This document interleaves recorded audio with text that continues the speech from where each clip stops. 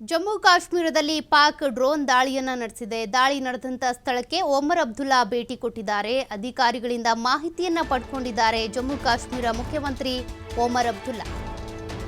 ಹಾನಿಗೀಡಾದಂತ ಮನೆಗಳಿಗೆ ಭೇಟಿ ಕೊಟ್ಟಿದ್ದಾರೆ. ಮನೆಗಳಿಗೆ ಏನು ಹಾನಿ ಆಗಿದೆ ಅದೆಲ್ಲ ಪರಿಸ್ಥಿತಿಗಳನ್ನು ಕೂಡ ಅವಲೋಕನ ಮಾಡ್ತಿದ್ದಾರೆ. ಎಷ್ಟು ಮನೆಗಳು ಸರ್ವನಾಶ ಆಗಿರೋದು, ಜೊತೆಗೆ ಕೆಲ ಪ್ರದೇಶಗಳಲ್ಲಿ ಗಾಯಗೊಂಡಿದ್ದಾರೆ, ಅವರನ್ನ ಆಸ್ಪತ್ರೆಗೂ ದಾಖಲು ಮಾಡಲಾಗಿದೆ.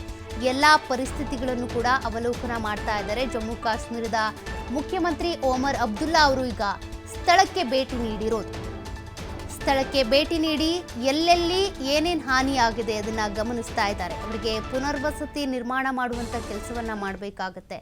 ಅನೇಕರು ಮನೆ ಕಳ್ಕೊಂಡಿದ್ದಾರೆ, ಅಂಗಡಿ ಕಳ್ಕೊಂಡಿದ್ದಾರೆ, ಕಾಂಪೌಂಡ್ ಸರ್ವನಾಶ ಆಗಿದೆ. ಅವ್ರು ಬಳಸ್ತಾ ಇದ್ದಂಥ ದಿನನಿತ್ಯದ ವಸ್ತುಗಳು ಕೂಡ ನಾಶ ಆಗಿವೆ. ಜೊತೆಗೆ ಅನೇಕರಿಗೆ ಮನೆಯಿಂದ ಹೊರಗೆ ಬರಂಗಿಲ್ಲ, ವ್ಯಾಪಾರ ವ್ಯವಹಾರ ಎಲ್ಲವೂ ಕೂಡ ಸ್ಥಗಿತ. ಹಾಗಾಗಿ ಎಲ್ಲ ಪರಿಸ್ಥಿತಿಗಳನ್ನು ಕೂಡ ಅವಲೋಕನ ಮಾಡ್ತಾ ಇರೋದು ಜಮ್ಮು ಕಾಶ್ಮೀರದ ಮುಖ್ಯಮಂತ್ರಿ ಒಮರ್ ಅಬ್ದುಲ್ಲಾ ಅವರು.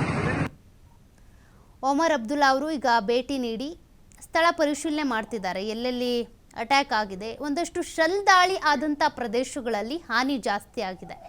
ಈ ಪೂಂಚ್ ಪ್ರದೇಶದಲ್ಲಿರ್ಬೋದು, ಬಾರಾಮುಲ್ಲಾ ಪ್ರದೇಶದಲ್ಲಿರ್ಬೋದು, ಇಲ್ಲೆಲ್ಲ ಕೂಡ ಹಾನಿಗಳಾಗಿದೆ. ಅಂಗಡಿ ಮುಂಗಟ್ಟುಗಳಿರ್ಬೋದು, ಮನೆ ಇರ್ಬೋದು, ಇವೆಲ್ಲವೂ ಧ್ವಂಸ ಆಗ್ಬಿಟ್ಟಿದ್ದಾವೆ.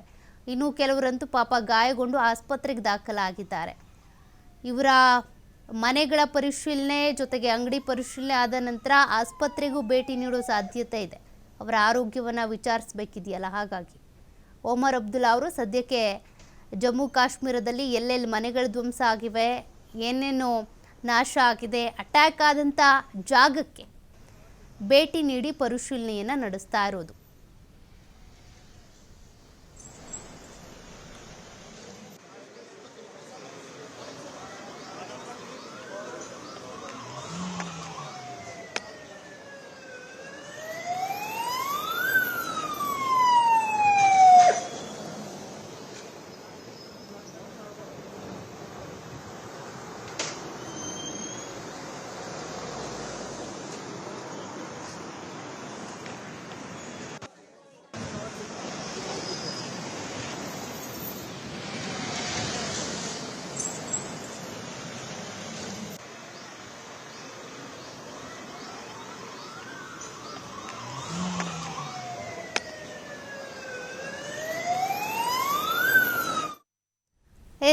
ಜಮ್ಮು ಕಾಶ್ಮೀರದ ಸಿಎಂ ಒಮರ್ ಅಬ್ದುಲ್ಲಾ ಅವರು ಈಗ ಸ್ಥಳ ಪರಿಶೀಲನೆಗೆ ಬಂದಿದ್ದಾರೆ. ಈಗಾಗಲೇ ಕೆಲವೊಂದು ಪ್ರದೇಶಗಳಲ್ಲಿ ಮನೆಗಳು ಹಾನಿಗೀಡಾಗಿವೆ, ಕೆಲವೊಂದು ಪ್ರದೇಶಗಳಲ್ಲಿ ಕೆಲ ನಾಗರಿಕರಿಗೆ ಹಾನಿ ಉಂಟಾಗಿದೆ. ಅಂದರೆ ಪಾಕಿಸ್ತಾನ ಮಾಡಿದಂಥ ಶೆಲ್ ದಾಳಿ, ಡ್ರೋನ್ ದಾಳಿಯಿಂದಾಗಿ ಕೆಲವರು ಗಾಯಗೊಂಡಿದ್ದಾರೆ, ಅವರನ್ನು ಕೂಡ ಗಮನಿಸಬೇಕಿದೆ.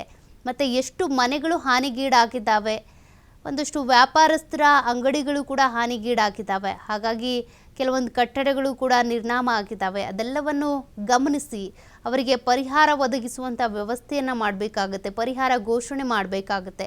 ಕೆಲವರೇನು ಮನೆ ಕಳ್ಕೊಂಡಿದ್ದಾರೆ ಅವರಿಗೆ ಆದಷ್ಟು ಬೇಗ ಶೀಘ್ರದಲ್ಲಿಯೇ ಮನೆ ವ್ಯವಸ್ಥೆಯನ್ನು ಮಾಡಬೇಕಾಗತ್ತೆ. ಮತ್ತು ಒಂದಷ್ಟು ಆತಂಕದ ಪರಿಸ್ಥಿತಿ ನಿರ್ಮಾಣ ಆಗಿರೋದ್ರಿಂದ, ಆತಂಕದ ವಾತಾವರಣನೇ ಇರೋದ್ರಿಂದ ಅವರಿಗೆ ಧೈರ್ಯ ತುಂಬುವಂಥ ಕೆಲಸವನ್ನು ಮಾಡಬೇಕಾಗತ್ತೆ. ಮತ್ತು ಅಲ್ಲಿ ಜಮ್ಮು ಕಾಶ್ಮೀರದ ಗಡಿಯಲ್ಲಿ ಅಲ್ಲಿರುವಂಥ ಬಂದರು ಪ್ರದೇಶನೋ ಅಥವಾ ಮತ್ತಷ್ಟು ಗಡಿ ನುಸುಳುವಂಥ ಕೆಲವೊಂದು ಪ್ರದೇಶಗಳಿರ್ತವೆ. ಎಲ್ಲೆಲ್ಲಿ ಸೇನೆ ಅಥವಾ ಪೊಲೀಸರು ಇಲ್ವೋ, ಬಿಗಿ ಬಂದೋಬಸ್ತ್ ಇಲ್ವೋ, ಅಲ್ಲೆಲ್ಲ ಕಡೆಯೂ ಕೂಡ ಒಂದಷ್ಟು ಬಿಗಿ ಬಂದೋಬಸ್ತ್ ಕೈಗೊಳ್ಳಬೇಕು ಅಂತ ಕೂಡ ವ್ಯವಸ್ಥೆಯನ್ನು ಮಾಡಬೇಕಾಗತ್ತೆ. ಮುಖ್ಯಮಂತ್ರಿ ಒಮರ್ ಅಬ್ದುಲ್ಲಾ ಅವರು ಈಗ ಆ ಸ್ಥಳಗಳನ್ನು ಪರಿಶೀಲನೆ ಮಾಡ್ತಿದ್ದಾರೆ. ಎಲ್ಲೆಲ್ಲಿ ಭದ್ರತೆ ಇದೆ, ಎಲ್ಲೆಲ್ಲಿ ಭದ್ರತೆ ಇಲ್ಲ, ಮತ್ತು ಜನರು ಅಂತ ಬಂದಾಗ ಎಷ್ಟು ಜನರಿಗೆ ಗಾಯಗಳಾಗಿದೆ, ಅವರ ಆರೋಗ್ಯ ಪರಿಸ್ಥಿತಿ ಸದ್ಯ ಹೇಗಿದೆ, ಮತ್ತು ಮುಂದಿನ ಕ್ರಮಗಳಂತ ಬಂದಾಗ ಏನು ಕ್ರಮವನ್ನು ತೆಗೆದುಕೊಳ್ಬೇಕಾಗತ್ತೆ.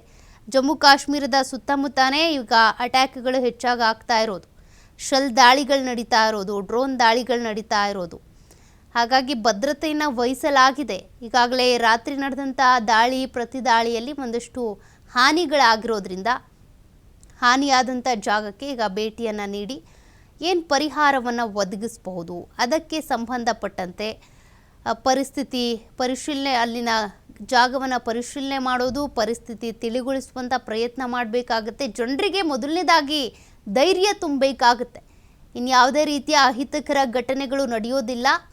ನೀವು ನಿಮ್ಮ ಸ್ವಯಂ ರಕ್ಷಣೆಗಾಗಿ ಸಿದ್ಧರಾಗಿರಬೇಕು. ಜೊತೆಗೆ ಯಾವ ಅಟ್ಯಾಕ್ಗಳಾದರೂ ಕೂಡ ಅದನ್ನು ತಡೆಯುವಂಥ ಶಕ್ತಿ ಸಾಮರ್ಥ್ಯ ಸೇನೆಗಿದೆ.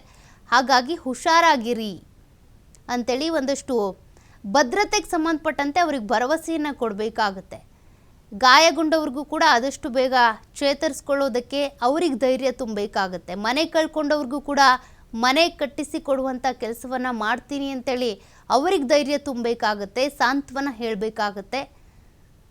ಆಶ್ರಯ ಕಳ್ಕೊಂಡಿದ್ದಾರೆ, ಆಶ್ರಯ ಒದಗಿಸುವಂಥ ಕೆಲಸವನ್ನು ಆದಷ್ಟು ಬೇಗ ಸರ್ಕಾರದ ಕಡೆಯಿಂದ ಮಾಡಲಾಗುತ್ತೆ ಅಂತ ಹೇಳಬೇಕಾಗುತ್ತೆ. ಯಾಕೆಂದರೆ ಇಷ್ಟು ವರ್ಷಗಳ ಕಾಲ ಇಲ್ಲಿ ಪ್ರಜಾಪ್ರಭುತ್ವ ಇರಲಿಲ್ಲ. ಈಗ ಪ್ರಜಾಪ್ರಭುತ್ವ ಸ್ಥಾಪನೆ ಆದ ನಂತರ ಈ ದಾಳಿ ಪ್ರತಿದಾಳಿ ಇವೆಲ್ಲವೂ ಕೂಡ ಆಗ್ತಾ ಇರೋದು.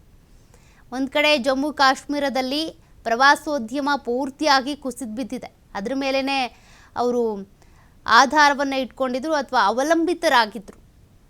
ಪ್ರವಾಸೋದ್ಯಮದಿಂದ ಹಣ ಬರುತ್ತೆ ಅಂತ, ಆದಾಯ ಬರುತ್ತೆ ಅಂತ, ಆದಾಯದ ಮೂಲವೇ ಪ್ರವಾಸೋದ್ಯಮ ಆಗಿತ್ತು. ಬಟ್ ಬೈಸರನ್ ಕಣಿವೆಯ ಅಟ್ಯಾಕ್ ಆದಾಗಿನಿಂದ ಕೂಡ ಅಲ್ಲಿ ಪ್ರವಾಸಿ ತಾಣಗಳೆಲ್ಲ ಕೂಡ ಬಂದ್ ಆಗಿಬಿಟ್ಟಿದ್ದಾವೆ. ಯಾರು ಕೂಡ ಜಮ್ಮು ಕಾಶ್ಮೀರದತ್ತ ಹೋಗುವಂಥ ಮನಸ್ಸು ಮಾಡ್ತಾ ಇಲ್ಲ. ಹಾಗಾಗಿ ಎಲ್ಲ ಕಡೆ ಮತ್ತಷ್ಟು